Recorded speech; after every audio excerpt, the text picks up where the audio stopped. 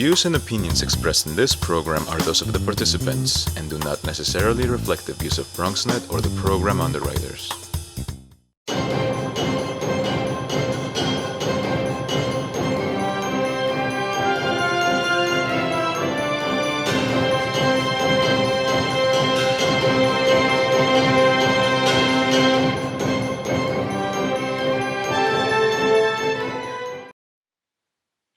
Hello and welcome to our special forum, United Divided. My name is Javier E. Gomez and I will be moderating our panel today. The subject of our discussion is the political, social, and economic divisions in our country and ways in which we might overcome them, given the current hyper-partisan environment. The forum is sponsored by BronxNet Television, CITIZENARTS, and Manhattan College. Our panelists today are Dr. Pamela Chasek, Professor and Chairperson of the Political Science Department at Manhattan College, George Fontas, CEO and founder of Fontas Advisors, James I. Gabbe, writer and director of the documentary A More or Less Perfect Union, which we'll be presenting in just a few moments. And he is also the founder of CITIZENARTS. Also joining us is New York State Assemblymember Amanda Septimo from the 84th District in the South Bronx. Thank you all for joining us. Let's start with a 10-minute highlights version of A More or Less Perfect Union. This is the one-of-its-kind educational documentary produced by CITIZENARTS that explores the state of our union as expressed by over 200 Americans from around the country. Afterwards, we will start our panel conversation. So here are some highlights of A More or Less Perfect Union.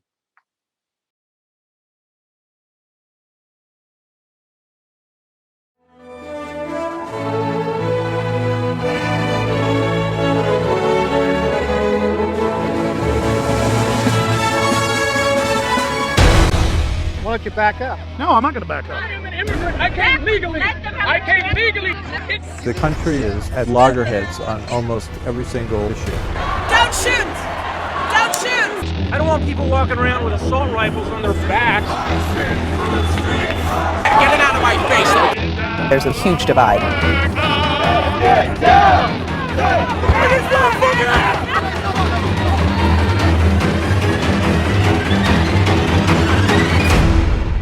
We're becoming two Americas. It's hard to find common ground.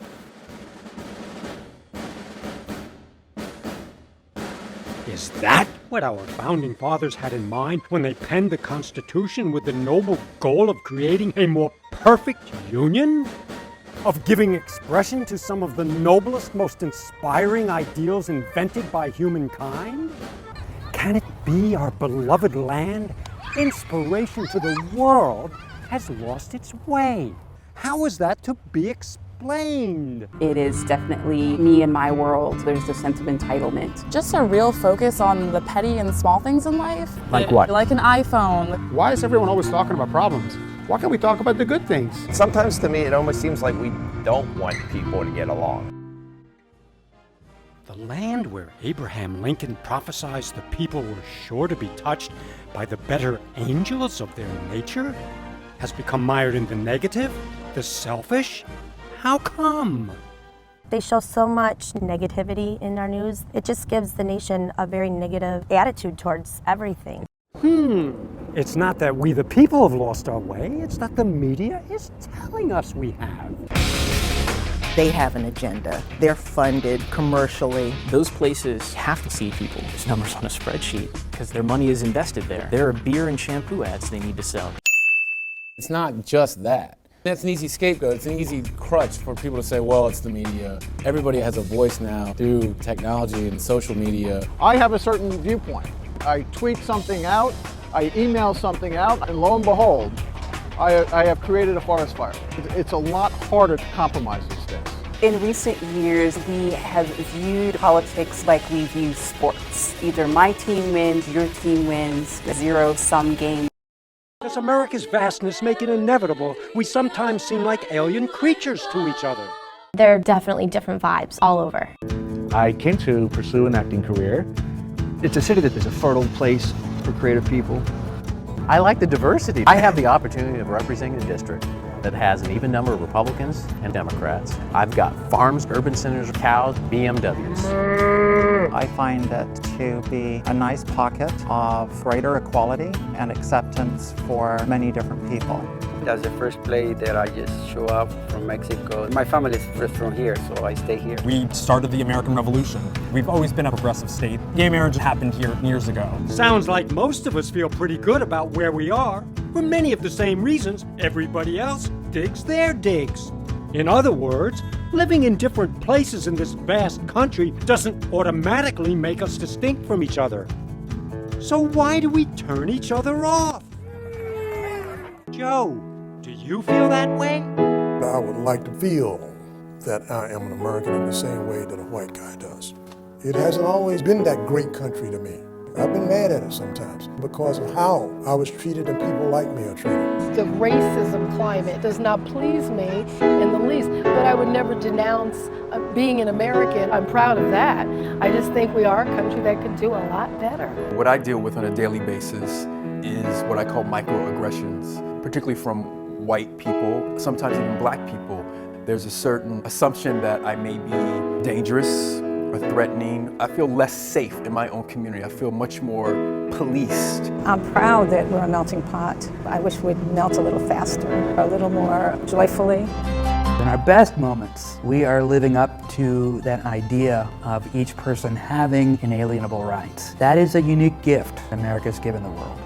Democracy is maybe the most beautiful thing on this planet. I am so thankful for our freedom here. I fly a flag out in front of my house, 24/7, 365. Because we have that freedom, and many people died for that freedom for us. If you love the ideals of what America stands for, then you're an American. It's not the best place it could be, but it's the best place it's been ever. I think of the United States as trying to strive for its ideals, but struggling. That's why we call them ideals. I'd like everybody to expect the best from each other. What's developed in our society is a profound lack of trust in our neighbors. To be an American is to be imperfect and recognize that, but know that you have the opportunity to make change. Make change. What do you think of that, Jen? I just want someone like you and I to come in and run this country. You and me? On Capitol Hill? You must be kidding. The people that are apathetic, don't get engaged, they really piss me off. I meet people all the time who tell me they think Congress is broken because of gerrymandering, campaign finance problems, hyper-partisanship, and really needs people committed to fixing it. There's some truth to that. We have the ability to participate here, and since so many people all around the world wish they did, the least we can do is take advantage of that opportunity. But is it possible for the average Jane or Joe to make a difference? I ran as a nobody. You can win. I'm living proof of it. Americans can move mountains. They can change the system. They just have to engage in it. The Lincoln idea that we have a government that is by the people, of the people, and it is for the people is still true.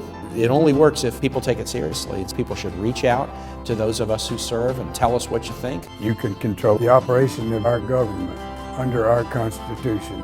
You're the boss. Who's the boss? The people. The people. The people. Me. We are the boss. Let's tell them what we think. You're in your little bubble of politics, of getting reelected. You're so polarized that you guys can't work together. Stop ending up with right-wing and left-wing politics. End up with the politics of the country. It's not about personal gain or moving up the ladder.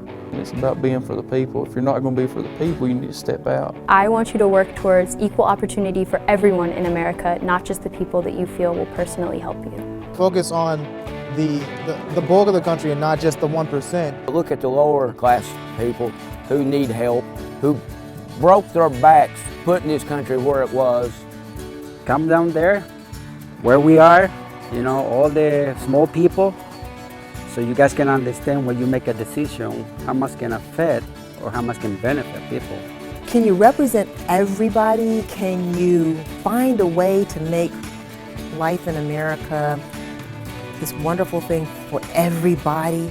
You really look for the best interests of not just the people that look like you or act like you or think like you or believe in the things that you believe in, but your opposites. Look at what you were supposed to be, a public servant.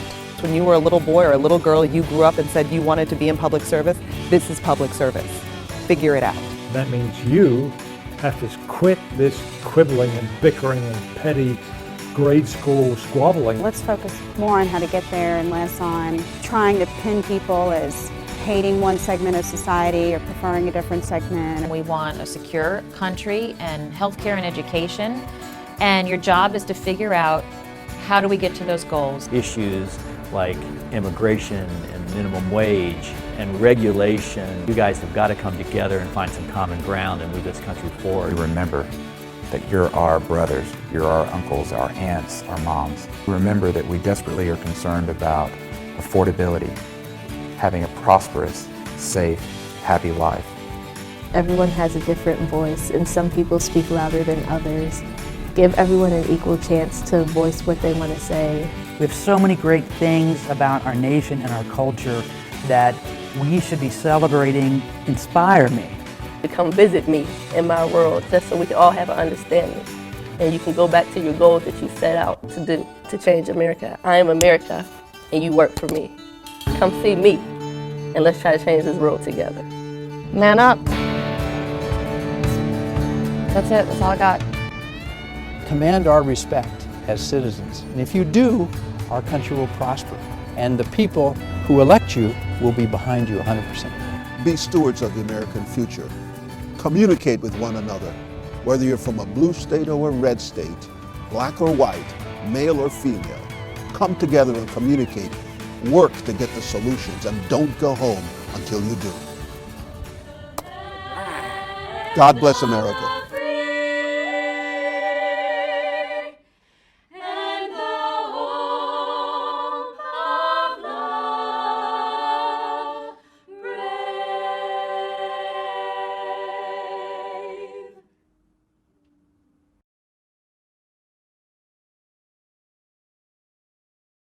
If you just joined us, that was a highlights version of A More or Less Perfect Union, the educational documentary produced by CITIZENARTS, written and directed by one of our panelists today, Jim Gabbe.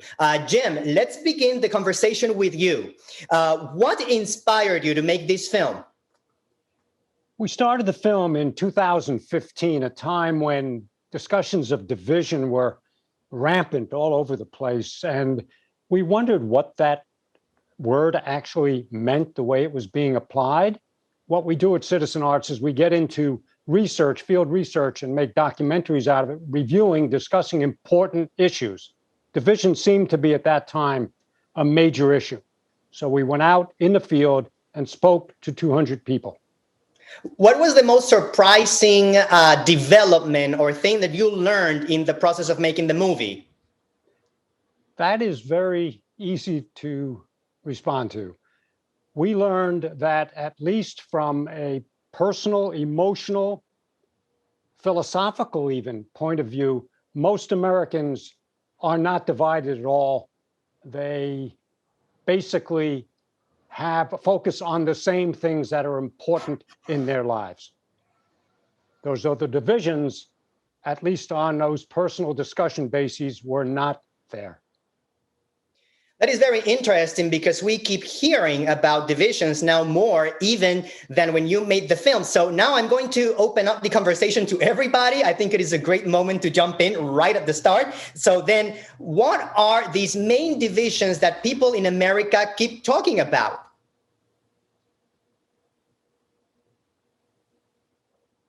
I'll start it off. I certainly will. As I said, the divisions are not personal points of view about what's important to people in life. The divisions also often get expressed in particular geographic or political or religious contexts.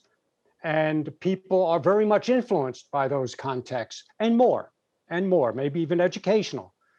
But when you get them alone and you talk to them one-on-one, you don't find that the issue, and we have since updated this film, we don't find the issue as nearly as pronounced as it would appear to be, especially as it's presented in the media. Anyone else have any thoughts? Yeah, Javier, let me just say, I'm sitting here safe in my office and the world can't hurt me here. So, Jim, I have to totally disagree 100% with everything you've said to date. I am totally divided from you and Dr. Chasek and Amanda.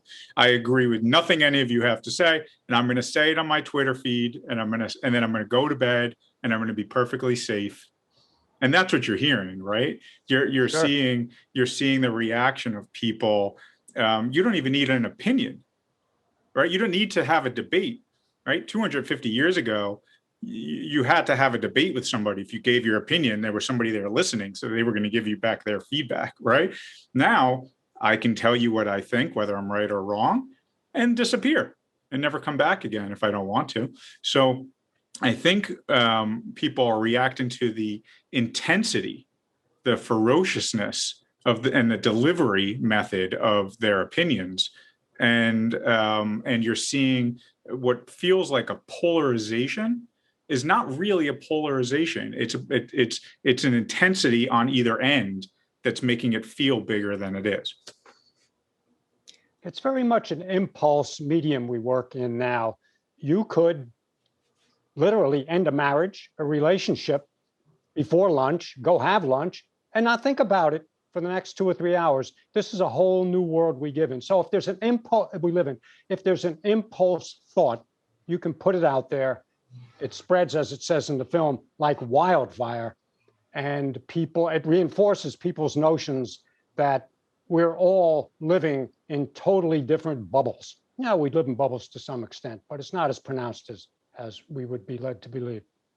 Right, and that's part of the media environment that we're all living in right now, is that we are in an enviable position in some respects, that we can choose what we want to watch on television, we can choose what we want to listen to on the radio, we can choose which social media channels whether it's on Twitter or whether it's Instagram or Facebook or Reddit or wherever, that we can, go and we can listen to people who say what we want to hear. And if they say something we don't want to hear, we don't need to follow them anymore. We don't need to look at them. We can change the channel. And so we end up going back to what Jim said about being in, and what George said, about being in these bubbles that are somewhat safe bubbles, where we don't have to, we can just choose what we listen to. And it reinforces our own thinking. And we end up becoming much more uncomfortable when we hear something that differs from our own thinking.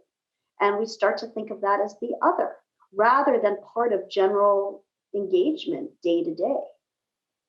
Yeah, and I think following up on Dr. Chasek's point, I think there is this sort of separation of worlds that makes it easy for people to retreat to their corners, which everyone has said. But I also think that they're irrespective of the idea that everyone is holding on to this same kind of American dream where their kids will do better than they do, and they have access to good healthcare and a home and all of those things. I think there is this widening gulf as it relates to wealth inequality and to a lived experience in the United States. And I think that also contributes to this kind of bubble effect that we're seeing. So not only are you having totally different experiences depending on the media that you watch, you might also be having very different lived experiences, right? Where, on the same street in the same city, we see it in New York all the time. You can have people who cannot make ends meet enough to pay rent or have food on the table every night. And you have people who are buying their fourth and fifth $20 million home. And I think that growing wealth inequality also contributes to a lot of the tension that maybe we see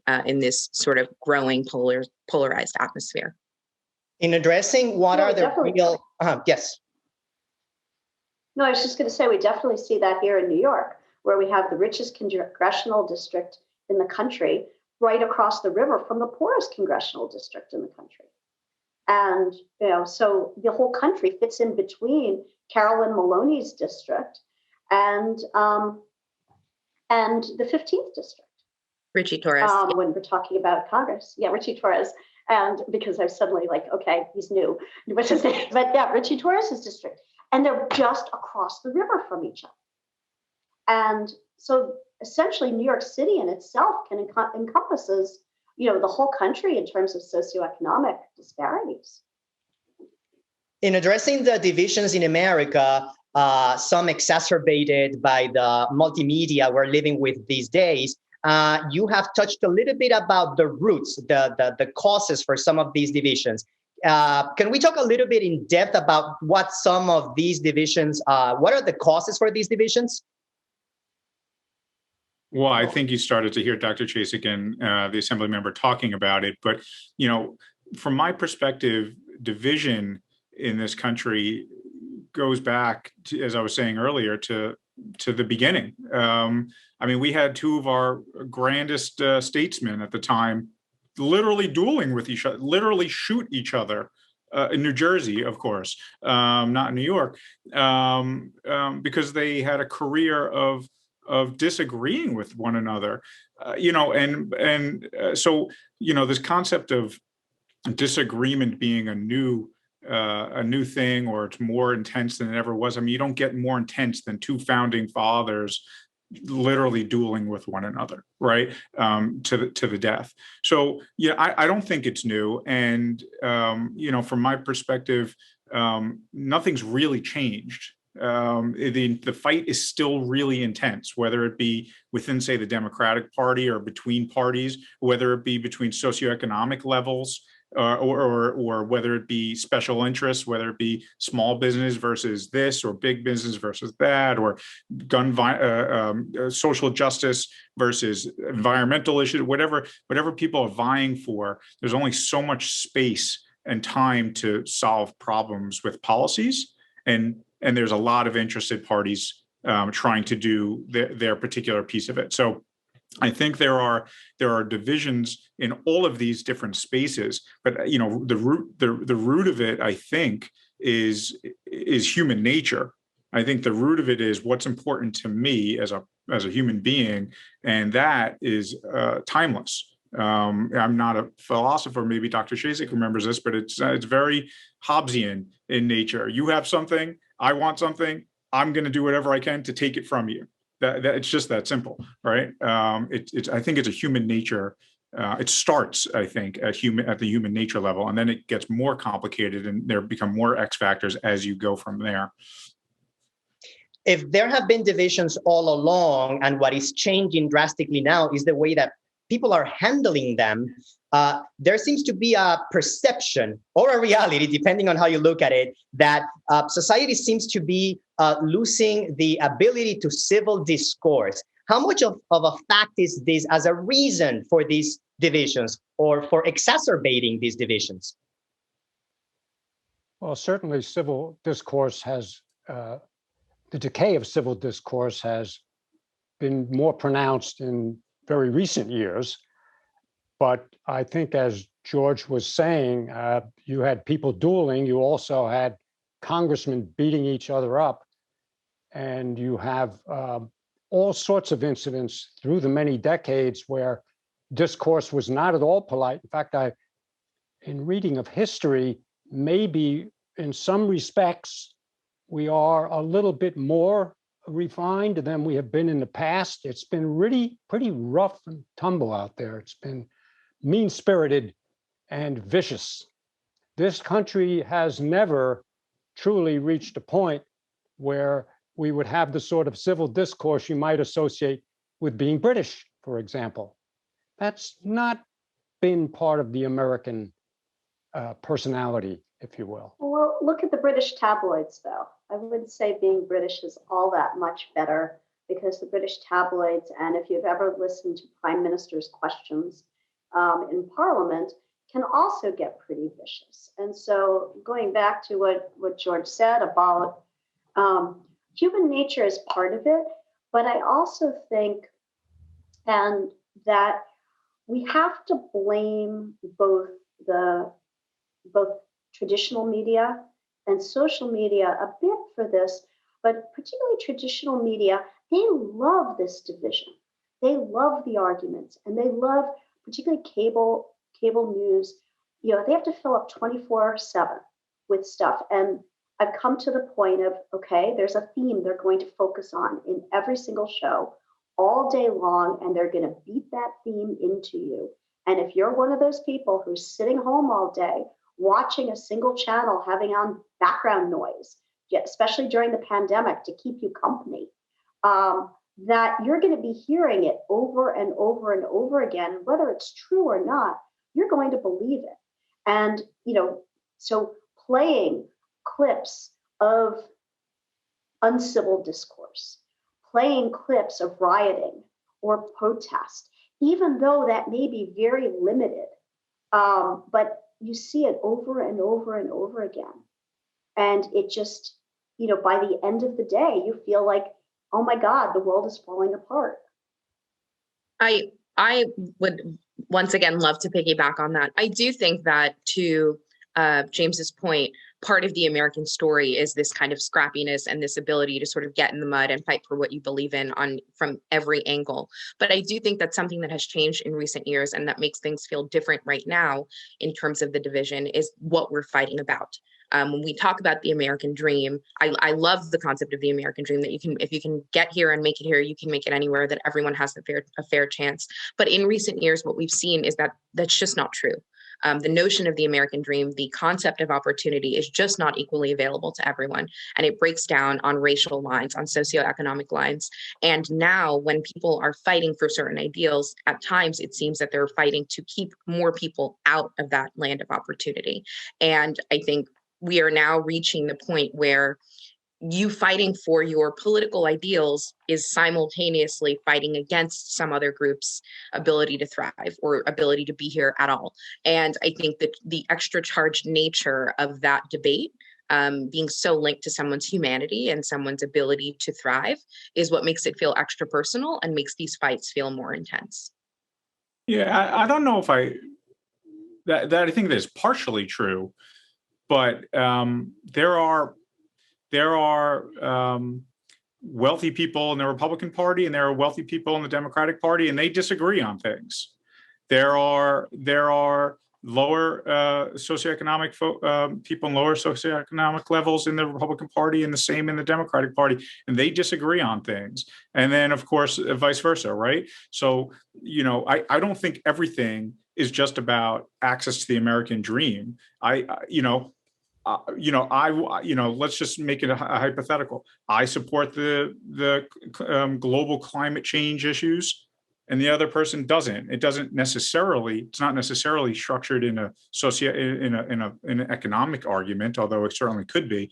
But fundamentally, I support something and you don't, and my money or my access to my American dream is not part of my thinking. So I think, Amanda, you're right. In circumstances, that is true, but I think it's the spectrum is broad and incredibly broad. It's almost even infinite, with divisions and agreements, by the way, that we all have. We may totally disagree on one aspect, we might totally agree on another. So, and my passion and intensity on one issue may not be the same on the other. So I think I agree with your statement, but I don't think it's I think it's correct statement, but I think there's more to it than that. Sure. And I think to further contextualize, it would be an oversimplification to say that everything boils down to something so simple. But the larger point is that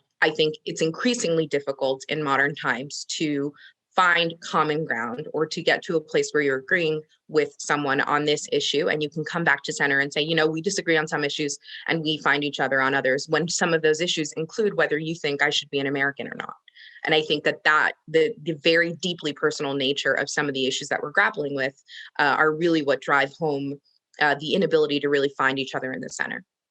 I'm going to take that thought another step. I think from my point of view, what's happened here is that there are more points of view that are now able to be expressed. During my days, your age, to be honest with you, the world was dominated by a very few. And it's only been in fairly recent years that other people have had the opportunity to really start expressing themselves. I think the most immediate moment of that in the present is what's going on in the Asian community with what they're facing and how they are now coming out as a group and starting to put their voice into the American system. that's what we can do here. And it feels chaotic at times. It feels out of control. And it also can be burdensome and even upsetting and depressing. But in our uber democracy, that seems to be the way it's working now, particularly with everyone having a voice through social media. And it's more immediate. Amanda, if you have a point of view, I can hear about it right away. There was a time not so long ago, I never would have heard your point of view. My point of view wouldn't have been known. And we do these forums all over the place.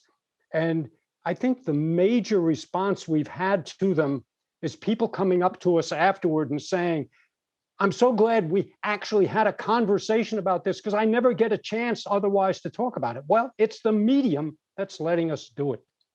And that didn't exist before.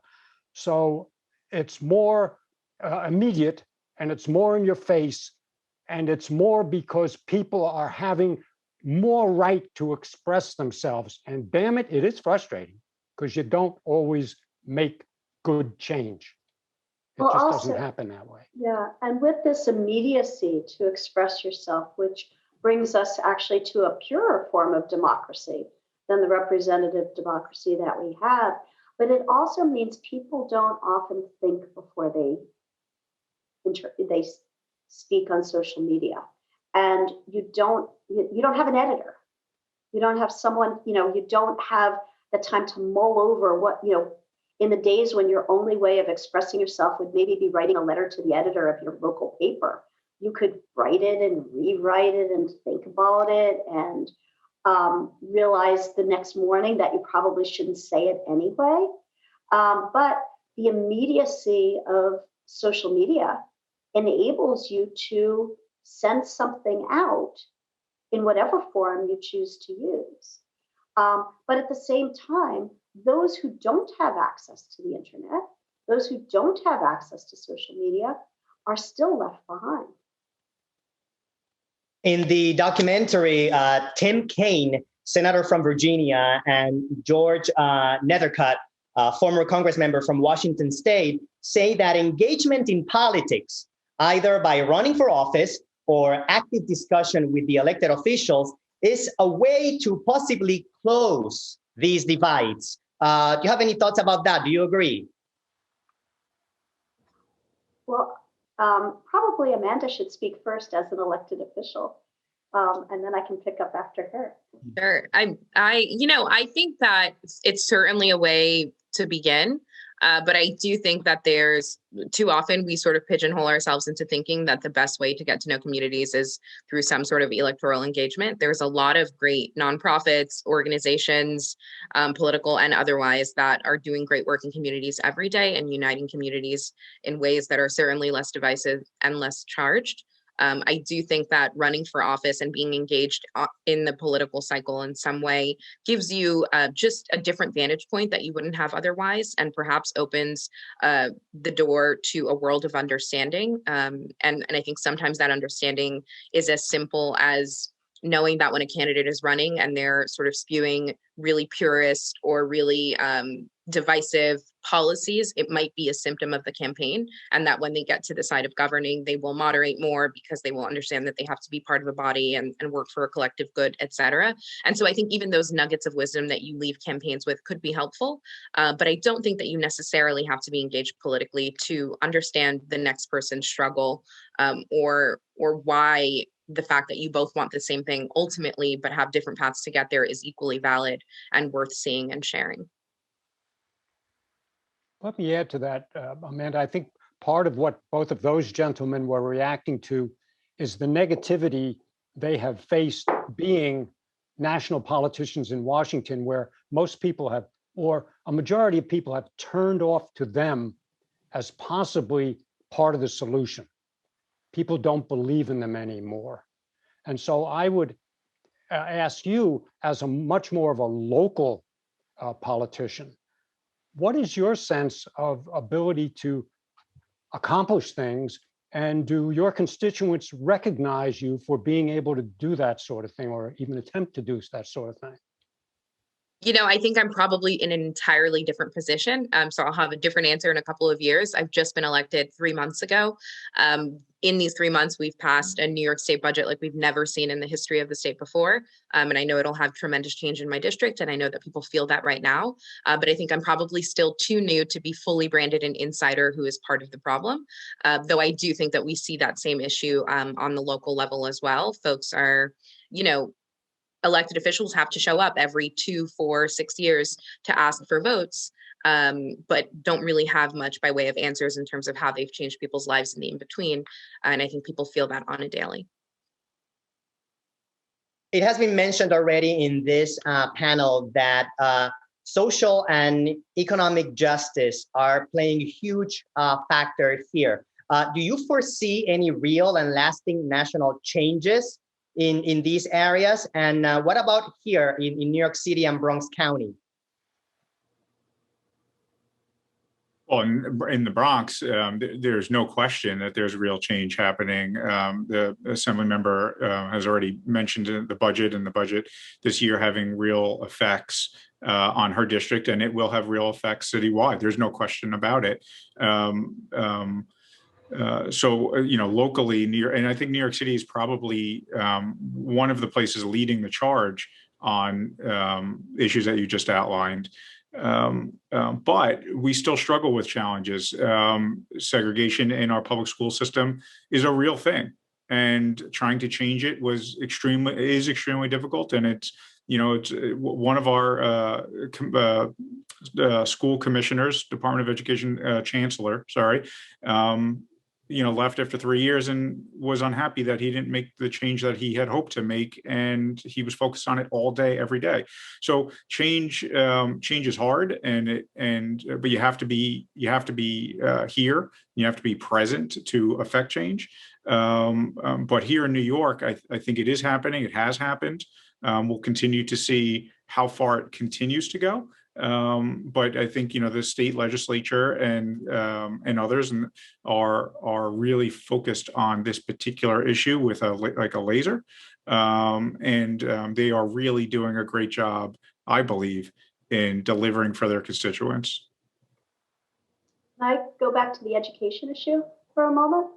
As a New York City public school mother, having survived being a New York City public school mother with my kids in very different schools, and seeing the disparities of education based on the schools. I had one son who started in a gifted and talented program, went to a what they call an SP middle school, and then went on to Bronx Science.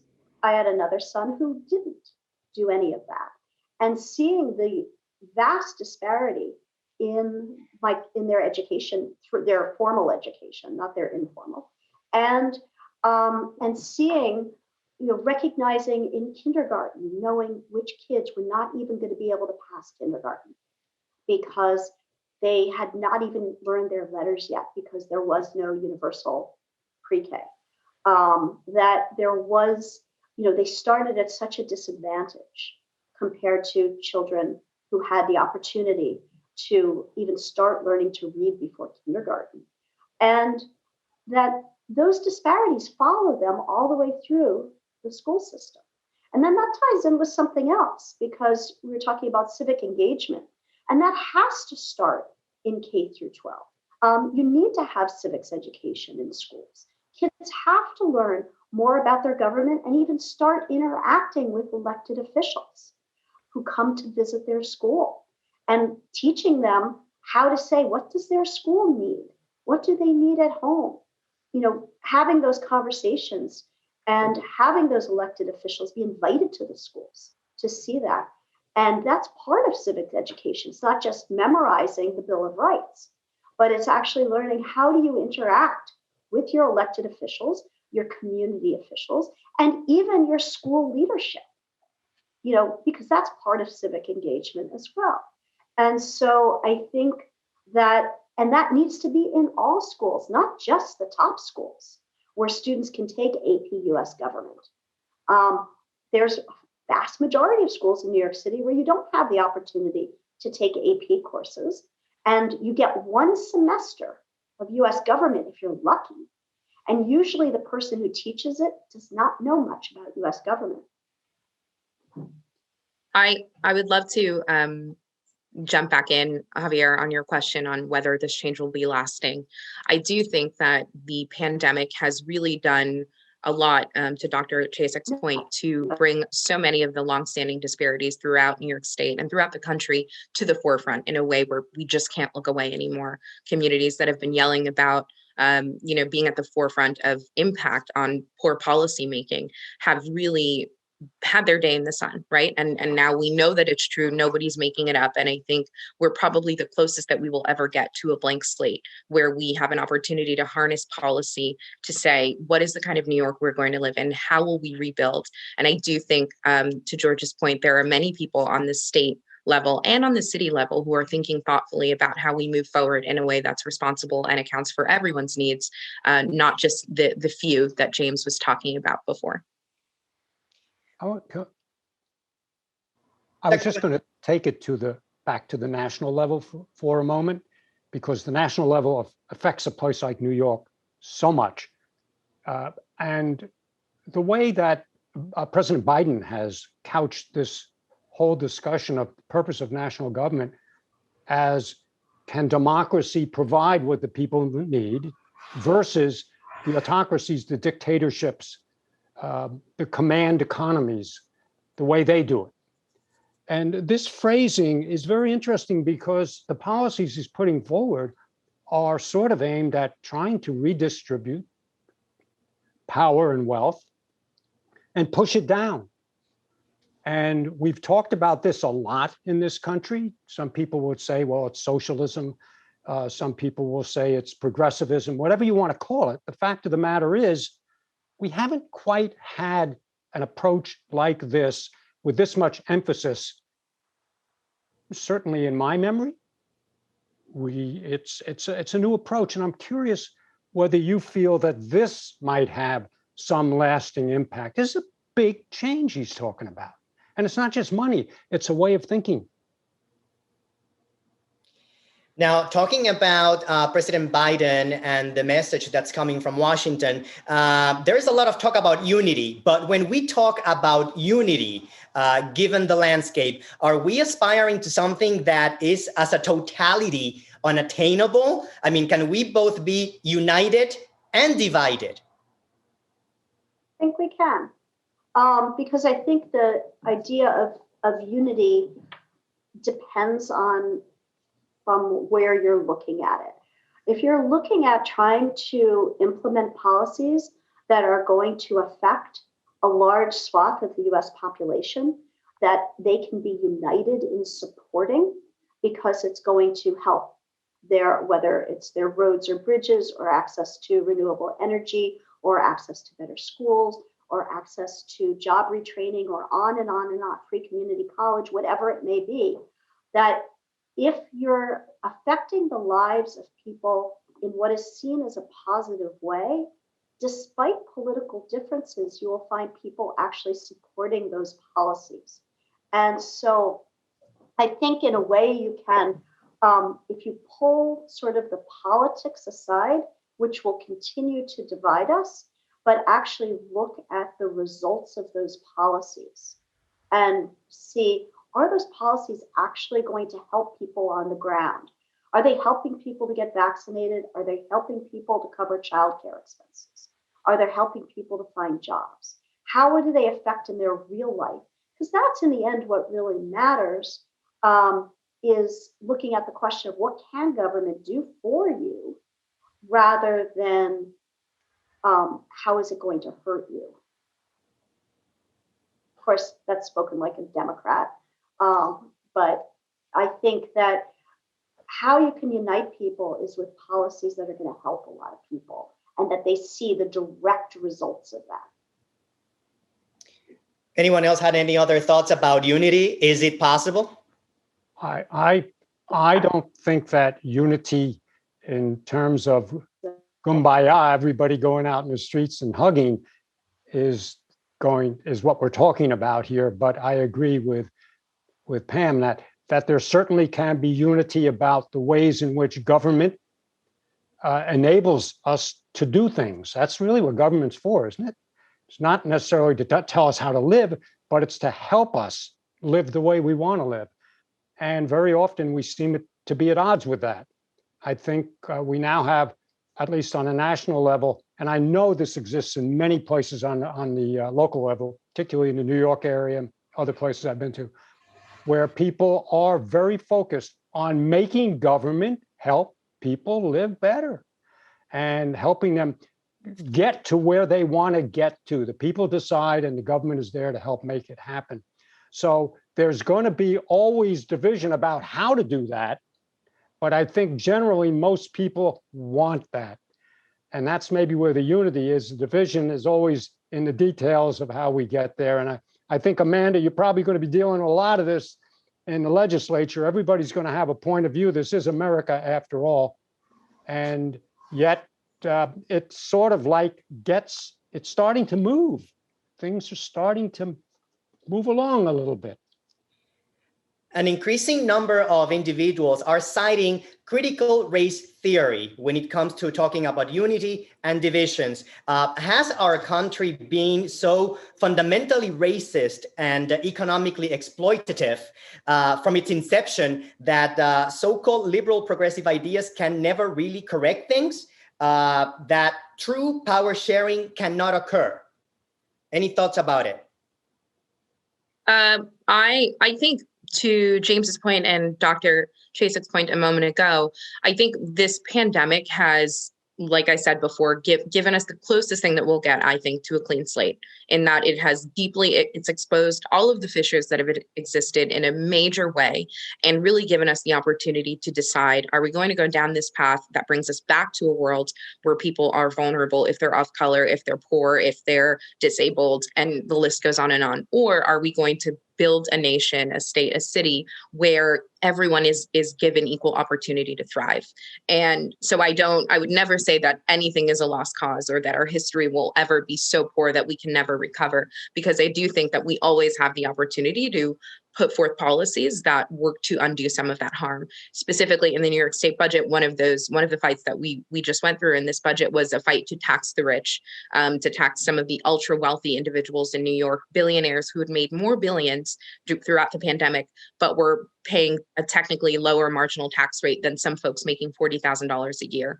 And that's just a fundamental inequity that needed to be rectified if we're going to say that people here making $40,000 matter just as much as people making billions every year. And we did that. And to the tune of a few $1 billion in revenue that will happen every year. And it's a major feat that was hard fought, but also an incredibly powerful first step, again, to say we're going to balance the scales at every opportunity. And so, no, I don't think we're ever too far gone and that we should just throw in the towel. Like, I think that that's right. And, reality is that racism is and coming from, a person who's not a person of color, but racism is embedded in the structures of our society, and erasing those structures or the racism within is a decades-long process. Probably it's not a year-long process, right? Because you're literally remaking a system that's been put in place for hundreds of years now, right? And that effort is happening, and we're seeing that. So it's more than a generation. It's multi-generational for it to go away. I think we're seeing it happening more and more as the newer the millennial culture, the millennial community, and the culture around them and how they think and talk about the world around them is very interesting. And changes in workplace, conversations around how do we address opposite genders? How do we even identify opposite genders? All of these things are driving now. So it'll be interesting to see how they go over time. But what I will take the other side for a minute and play devil's advocate. It doesn't just necessarily mean, we can just tax more people, for example, right? I use that because that's what Amanda raised as an example, because people can get up and vote with their feet and move on. And I know there is a discussion and a debate about whether or not, well, if we tax not the billionaires, it's millionaires, and millionaires are still really wealthy. I get that, but there's an open debate as to whether or not we can just tax people who we think can afford it, and think that those people won't move on. And I don't know if they will or won't. I personally think that some of them will, and I think some of them won't. Right? So we'll see. But the answer to every solution isn't just taxing people with resources. There has to be smarter policy solutions that address gross inequities, but also manage as much as they can to support as many people as they can, and that's going to take an extremely long time to get to. But I think we're on the road there. I think we're working towards that now. And sorry, I again have to just quickly push back. Again, to say that we could tax our way out of every problem would be an oversimplification. And I was using it more as an example to say, here is a system that has existed in a way that has been flawed for many years and has remained unchallenged. We have made the decision to challenge it. And I think backing our way out of all of these issues of wealth inequality, of race inequality, of all of these issues is going to require examining systems that have existed for a long time and challenging them fundamentally. And we've done that with the tax system this time. I am very confident that we will not see our state suffer as it relates to the tax decision or any other one where we simply say, our job is to create opportunities for everyone to thrive. There has been a group of people that has been able to thrive much, much more than others at the expense of others. And we need to balance those scales. And I look forward to doing more work that does that. We have about 5 minutes in the program, so I really would not want to leave without really getting your impressions on solutions. What can people do to make a difference? Well, I'll start that off and do what we're doing right here. Talk to each other and listen to each other. You can say, well, that's really simple, but we started off talking about people can put something out on social media and walk away. It'd be nice if people engaged more, listened more. More and more people have the opportunity now to do that through technology. And we find, at least in Citizen Arts, because it's what we devote our lives to, we find people really respond to it. They love it because they just don't get many opportunities to do it. We've got to, I think, sort of change that. And one thing I'll add very quickly that makes it a little bit difficult to do that is, as a nation, we're so individualistic. We have less of a communal sense that many other nations, many other cultures have. It's sometimes hard for us to just let down a little bit and come together in a way that truly inspires other people to just express themselves, even the people, as we say in the video, who don't have the loudest voice. Everyone can get heard. So definitely we can do it, and we can start with the fundamentals, like just talking and listening. Yeah, I totally agree with that. And there needs to be more sort of open spaces where people can do that in their own communities, whether it's at a local farmer's market or whether it's at a street fair, or now that we have outdoor dining and more opportunities for people to run into each other and see the diversity of their communities is really important. I also, would be amiss if I didn't mention once again education and the importance of civic education and the importance of quality education. And so that we find, worldwide that the greater the education opportunities are for people, the greater chances they have to lift themselves out of poverty, to be engaged in government, to run for political office. All of that starts with the basis of a good education. Yeah, I think it's starts with respect. That's really where it starts. Amanda and I are going back and forth, and some of it is just for fun because we're playing point counterpoint. But we respect each other and we can talk to each other, and I think that that's where it starts. And it's not just amongst the citizenry; it's amongst the elected officials in the citizenry as well. I can tell you, as an advocate, I have often been in, not often, but there are times I've been in meetings with an elected official where the elected official just doesn't care what we're saying. In some cases, they won't even take a meeting because they just don't care. Their mind is made up and they've moved on, right? So, I mean, and that in and of itself is disrespectful, right? I have a voice just like everybody else, and the people who I advocate for have a voice just like everybody else too. So I think it starts with, look, we can agree and we can agree to disagree, right? And that's okay too. But frankly, I think that we are a more perfect union when people are discussing and arguing and maybe vehemently disagreeing with each other. I have to be right. You have to be right. Well, you know what? The Mets get better when the Yankees beat them because the Mets want to be better than the Yankees next year, right? Or vice versa, or whatever the example may be. Competition, I think, is good in many cases, but it starts with everybody having to agree that we're going to be respectful and we're going to hear each other out. And if nobody can come to an agreement, then we're going to have to drive towards solutions that work for as many people as we can. It's not going to be everybody, but for as many people as we can. Assemblymember, in the final 30 seconds that we have, any thoughts on what can people do? Yeah, I would just say challenge yourself to come outside of your comfort zone and outside of your space. I think everyone, when you see a big news story that doesn't really make a lot of sense to you, you can't understand why it would be a problem, do the hard work of having a conversation with someone else who can identify with it, do the research, and really work to live a life outside of your own space, because I think that's the only way we start to build community, as James was mentioning before, and start working toward this common purpose together. Thank you for joining us today, Dr. Pamela Chasek, George Fontas, Jim Gabbe, and Assemblymember Amanda Septimo. Thanks for a great conversation on such timely and important topics. I'm Javier E. Gomez. Good night.